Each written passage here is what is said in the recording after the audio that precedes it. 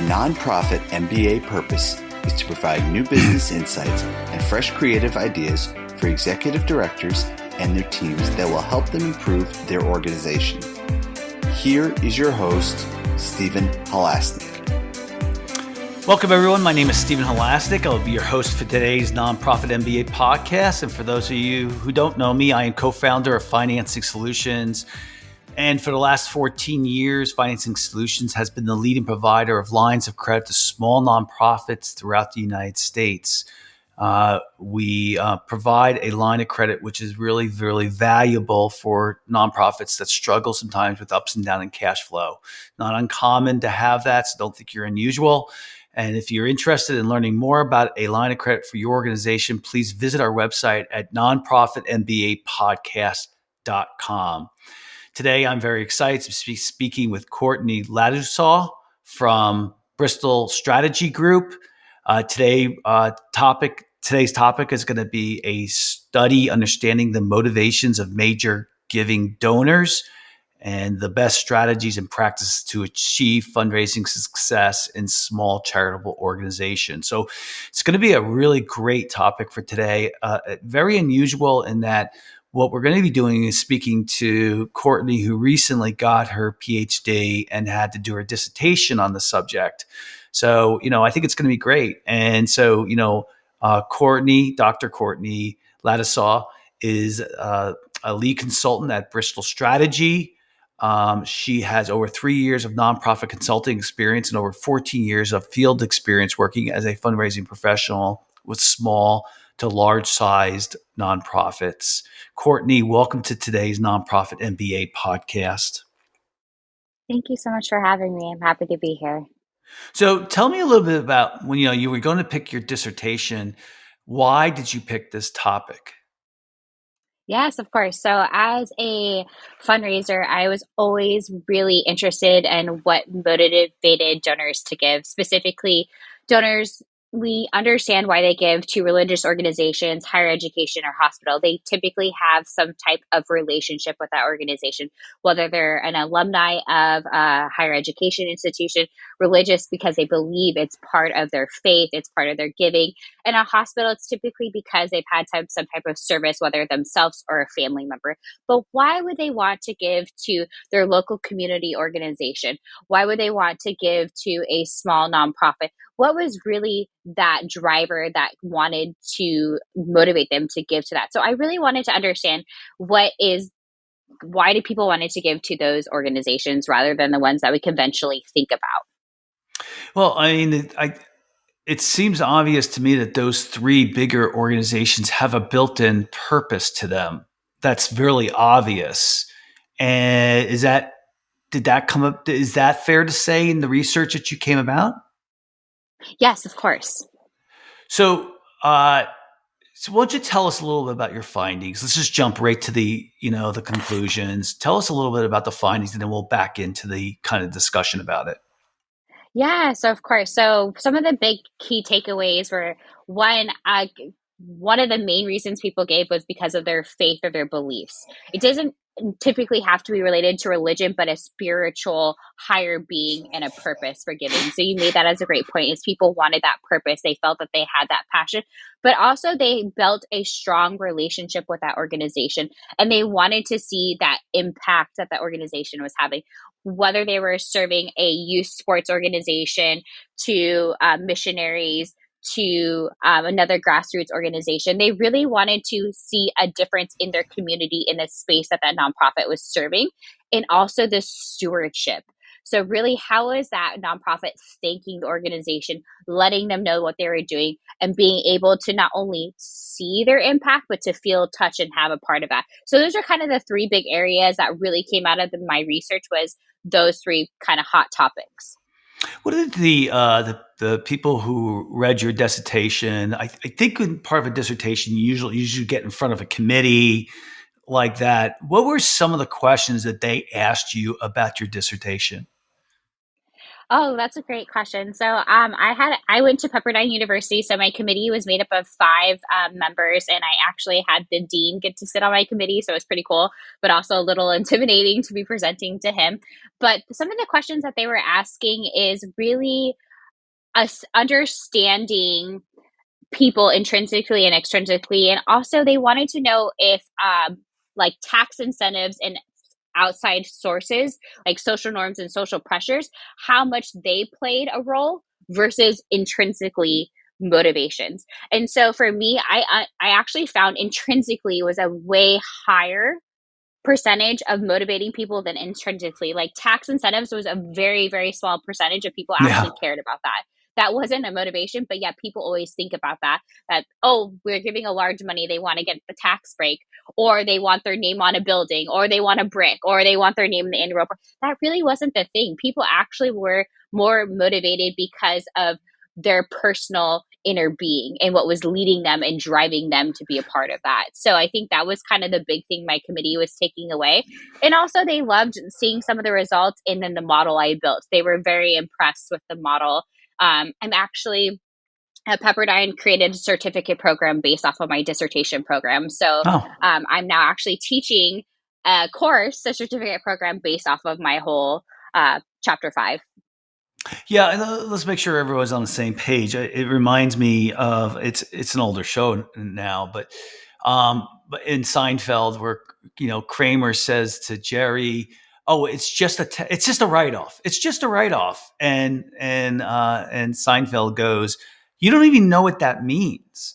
And so, just so that we're all on the same page, when someone donates money to any nonprofit, they don't get the money off their 100% off their tax return. They get about 30% off. So in other words, they're lowering their tax burden by about 30% for what they give to you. In essence, they're giving you 70% of the money and they're giving it 30% back. So just so everybody's on the same page.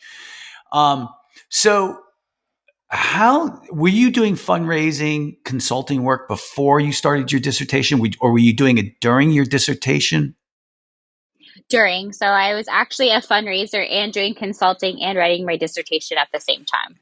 So, what did the work that you did for your dissertation? How long did it take you to do your dissertation? 4 years, 5 years, something like that, or was it a shorter So the period whole of time? program was 4 years, but the actual writing of my dissertation and research was 2 years. Okay, so how do you think the research that you had done for your dissertation changed your understanding of your actual job in fundraising, consulting? I'm sure it was. Fair enough, consulting, right? Mhm. Yes, Yeah. correct. So, how do you think what you learned over that period of time affected what you were doing? Yeah, so that's a great question. Thank you for asking. I really help me to focus on when I'm working with clients and other fundraisers, it's kind of the backwards effect first. We're going to start with stewardship and impact. So, how are we going to actually show our donors what is the greatest impact we're having with their funding? So, we want to ensure that we're building these long term strategic relationships that have meaning. So, I want them to focus on really showing the donors that, which will enable them to grow a better relationship. So it's really kind of doing the backwards funnel because we always think about in the major gift pipeline, you identify, qualify, cultivate, solicit, and steward. So that's the traditional model. Well, I want to flip it around. I want you to focus on the stewardship part is really thanking people, getting them to understand the impact that you're having on your clients, letting them know that without the donors or without their support, there wouldn't be the same type of dynamic in the organization. The organization wouldn't be run, managed, or actually be able to fulfill certain avenues if it wasn't for them. So it's kind of shifting that mold and shifting that dynamic. So I shifted that. I think a lot of times we focus on the cultivate and the actual asking, the solicitation part rather than the stewardship part, which my research showed that is actually one of the biggest proponents that donors are actually looking at. So, I'm sure as part of your dissertation, and I know you may not have your notes in front of you, I'm sure. Um, an important part of dissertations is also data. So, do you happen to remember off the top of your head some statistics that caught your attention that verified your theory? I will say the one that sticks with me the most is really that like 85% of the nonprofit sector raises less than $50,000. So that means the majority of the sector is actually struggling to maintain and operate their operations. So they really need to focus on that donor management. When it comes to stewardship, a lot of my data is based off of the interviews I did. So I will say about I think it was higher than 80% of the the people that I interviewed were really focused on stewardship and impact. It was a very, very high percentage. Um, so it was very well focused on that area. Were the 85% of the people that you interviewed under that $50,000 threshold?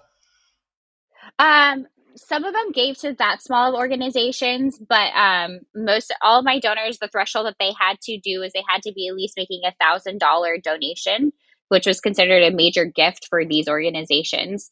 Um, so yes, in that sense, So the interviews that you did were with the donors who are donating yes, money. That's correct. right, of course, because Yes. that you're looking for intent. Um, Mhm. I when I read the title of the dissertation, it really doesn't surprise me to know that a small nonprofit needs to have a good story and have a value proposition there so that people feel that the purpose matches their uh, I don't want to say interest. Yeah, interest is a fair enough word. I think everybody knows what I'm talking about. Um, what came out of this that was not known? I think one of the big areas is a lot of people said that they weren't motivated by specific things. Like they were just purely so focused on wanting to make a difference that a lot of these other areas did not influence their giving, such as, outside social pressures, their norms. They were just so intrinsically focused on what motivated them to give that these other outside things that we traditionally think of, like, oh, I want to grow my networking. Like sometimes people sit on a board because they want to, grow their businesses. So they want to network with other people. They become donors because they want to network in other things. But those intrinsic factors were so minute compared to intrinsically. I think that was the big kind of like takeaway is that we live in a world that's very influenced by influencers, outside materialism things, but that's not true to the core of why people want to make a difference and have an impact. It is just a very minimal thing, but yet that's polar opposite of what the world is telling us right now. Okay, so I'm 60 years old. You're young. Okay, you are. How old are you? I am 36. Okay, 36. All right. Why is it that I know that and your generation doesn't? Like, I know that people give money to nonprofits because of the cause, not because they're going to get networking benefits out of it, or they're going to get a tax break, or they're going to get something. Why is it that my generation? I hate to be generalistic because that's kind of rough to say that, and you guys don't. No, I agree. And that's such a great question. And I love it because I did do research on age and gender and really how gender, or excuse me, not gender, generational giving is actually influencing giving. So, really, for millennials and below and alphas, I'm a millennial. So, we are into advocacy. And so, we are really into wanting to make a difference and be a part of it and really trying to transform the world in this way versus, baby boomer, silent generation. Want to give because of their motivations in giving. Well, the world that we live in now is very technologically focused. We have people that are influencing what we're doing. We have social media. That's a whole other way to connect with one another. The way that the world is working these days is polarly differently.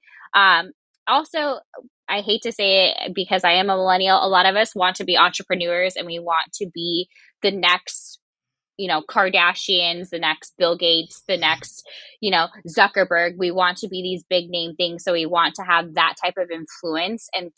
So the influence that we have is a different motivation than the other generations. Well, I agree with you that you guys want to be influencers.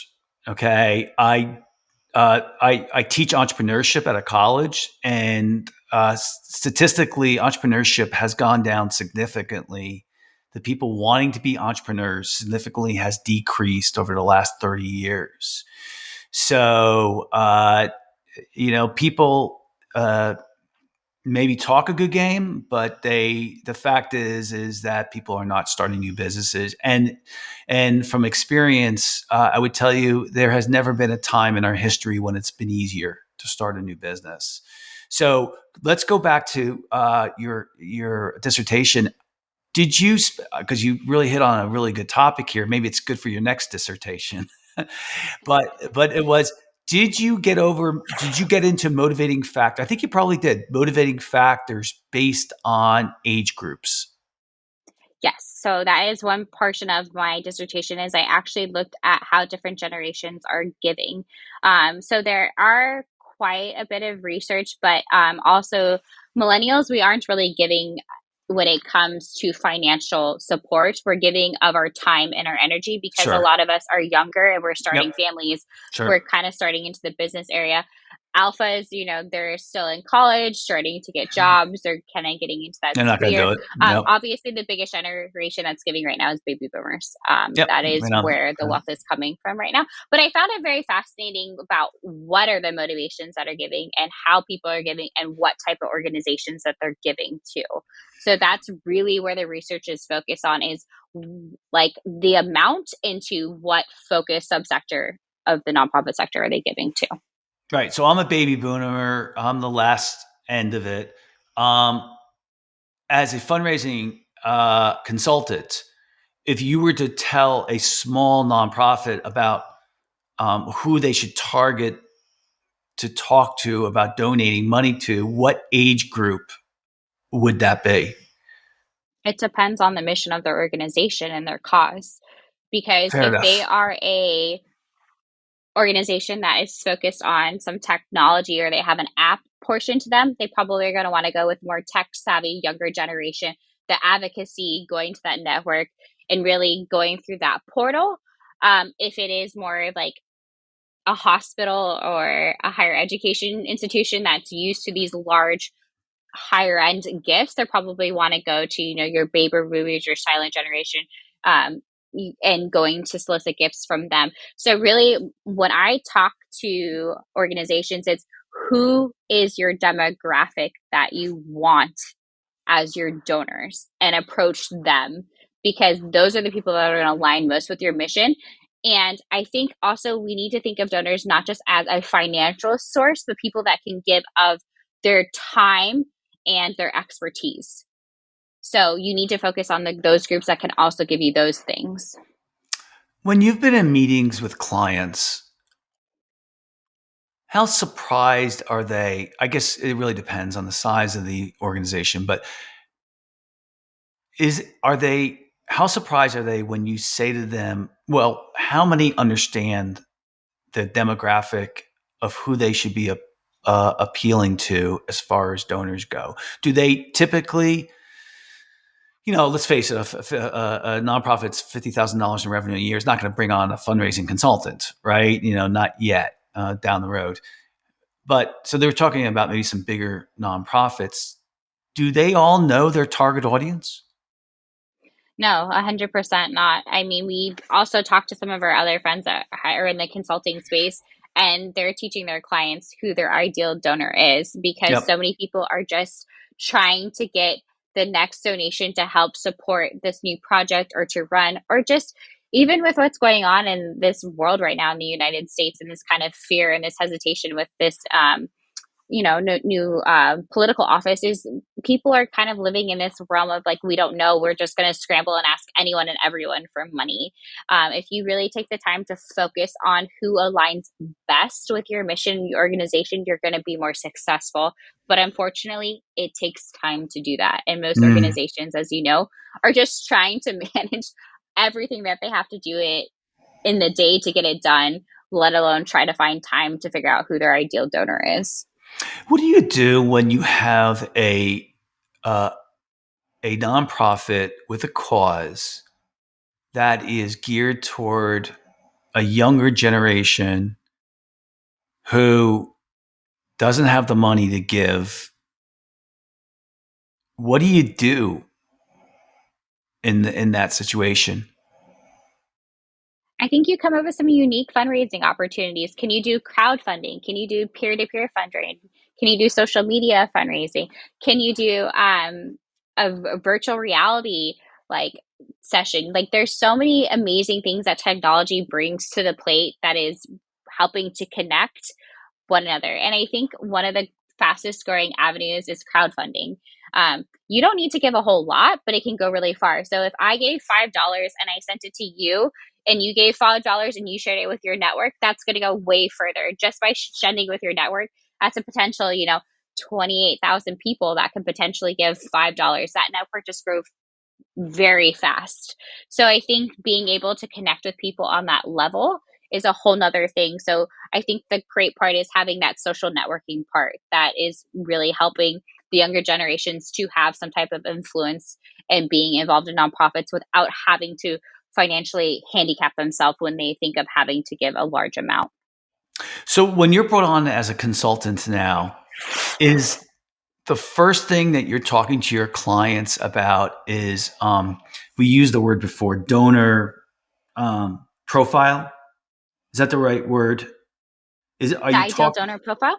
Yeah, is that the first thing you're trying to get them to understand?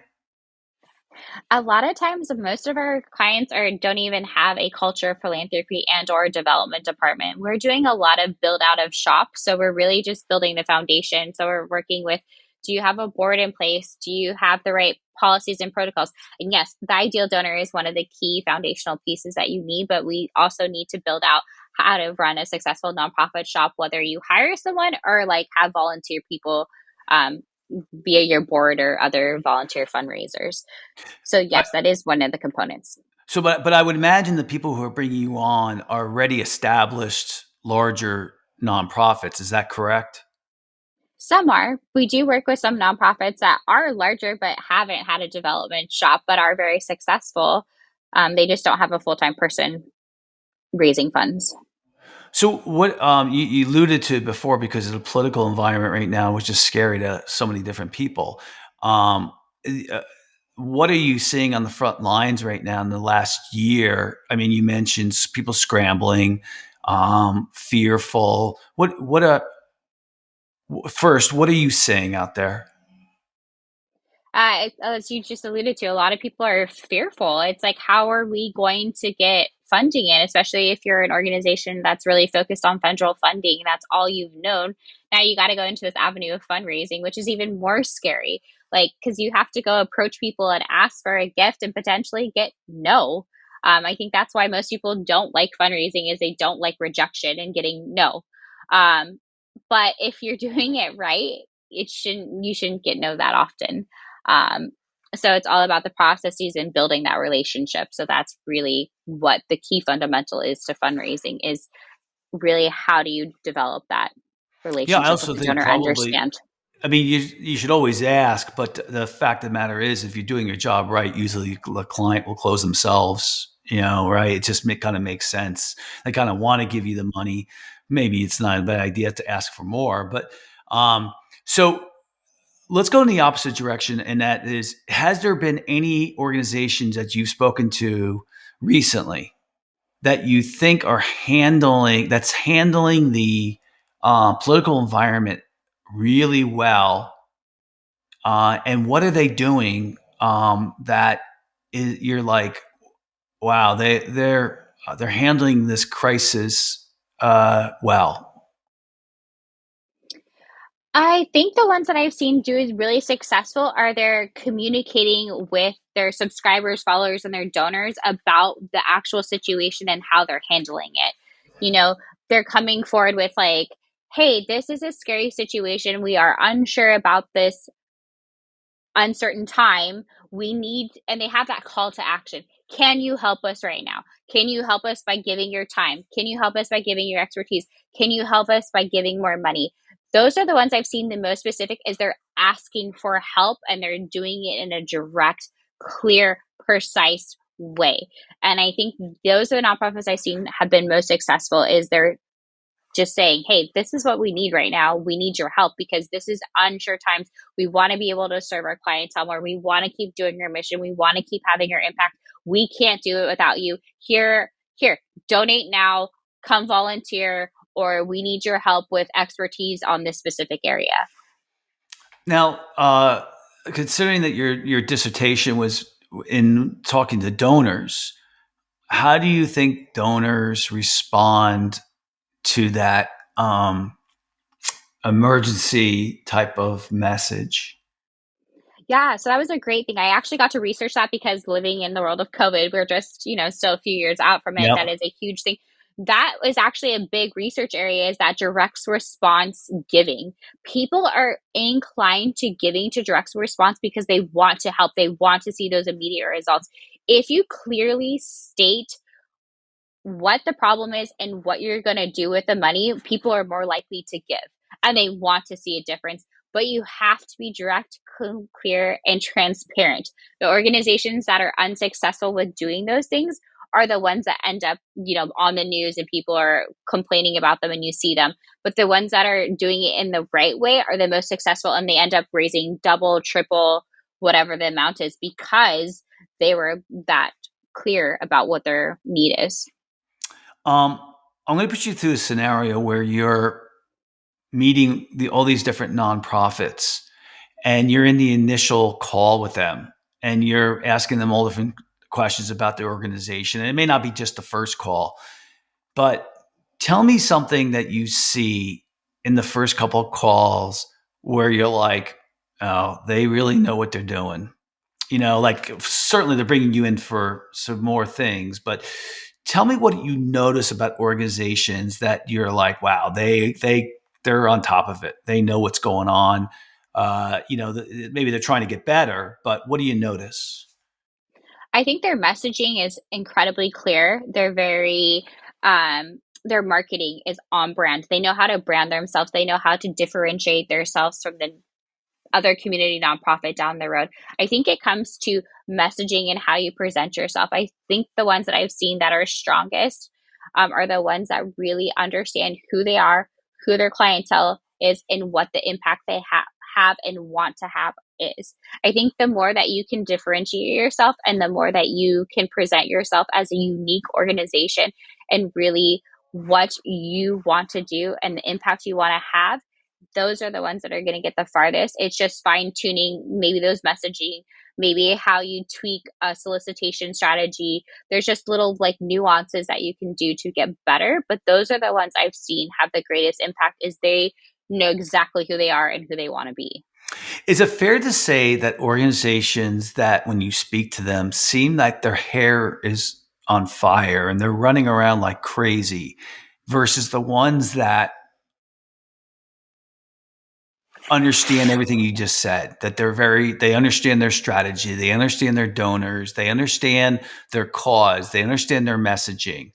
Is it fair to say that if you're a nonprofit right now listening to this podcast and you're running around with your head cut off, and no disrespect, okay, we've all been there, that the ultimate goal that you need to get to, and this is not a dumb moment, I'm going to come back to my thought process here, but the more successful organizations are much more strategic. Is that fair to say? 100%. And so if you are running around with your head cut off, and I understand that maybe right now we're not there yet, right? I mean, there hasn't been a ton of verticals where the funding has stopped. There's just the scariness of it potentially. Is that fair to say? Have you come across any nonprofits that have completely lost all funding? Not as of right now. No. I mean, we're all worried about DEI. That's the major area, and we think that's where the funding could potentially stop. Um, and I don't know if you're dealing with any DEI clients at all. You Yes, we are. do. Okay. So if you are running around right now super worried, maybe this is a great time to take a step back and to streamline what you're really working on. And I think what you're saying to me is the number one most important thing would be to understand your donor. I keep forgetting this word. Donor. What's it called again? That's Ideal donor profile. for donor profile. There you go. So would that be a great place to start?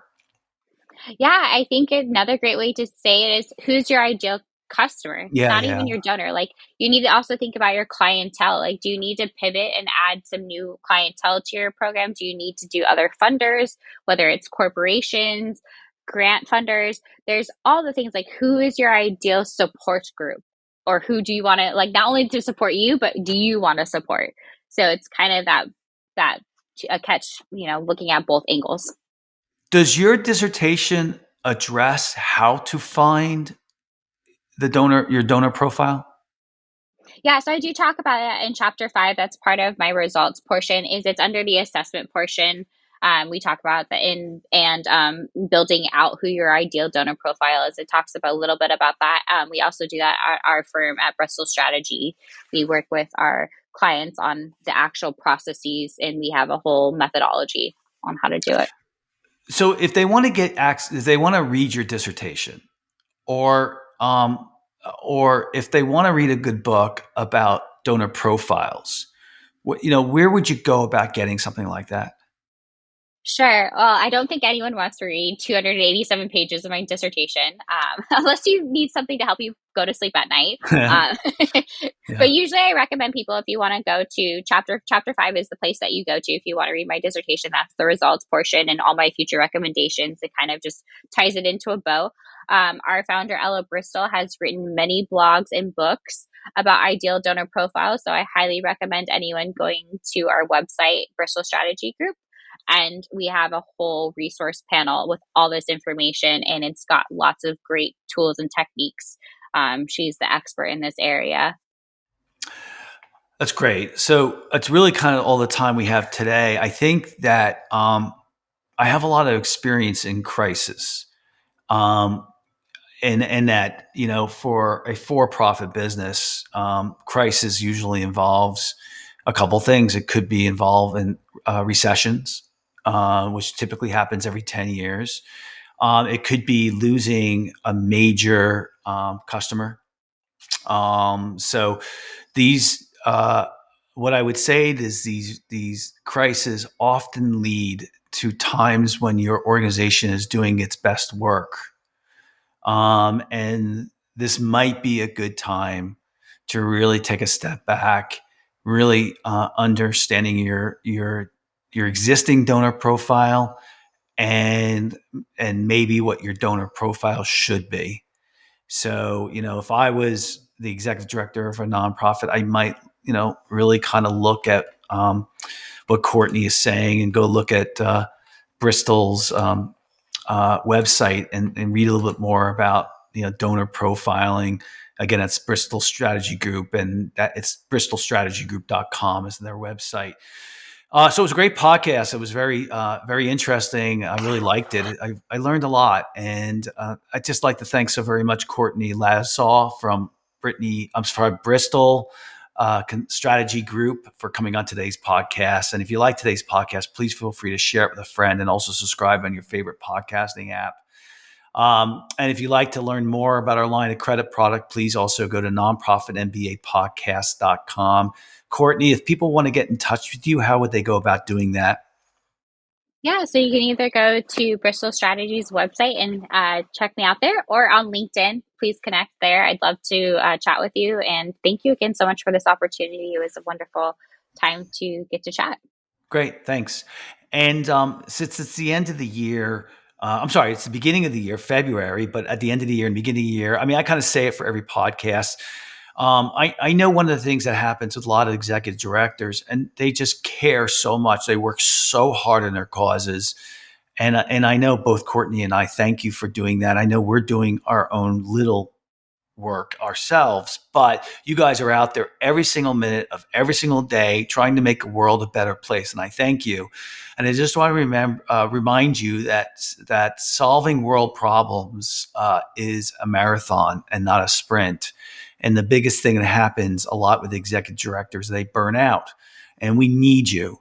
So please, the number one most important thing you need to be looking at every day is how to take care of yourself first, because you are no good to your employees, your cause, and your family and yourself if you're burnt out. So make sure you're doing the things that help you be at your best, exercising, praying, meditating, eating right, whatever it takes for you to be at your best. You need to think about yourself first. Other than that, I want to thank you for listening to the Nonprofit MBA podcast. And everybody have a fantastic day and a fantastic year.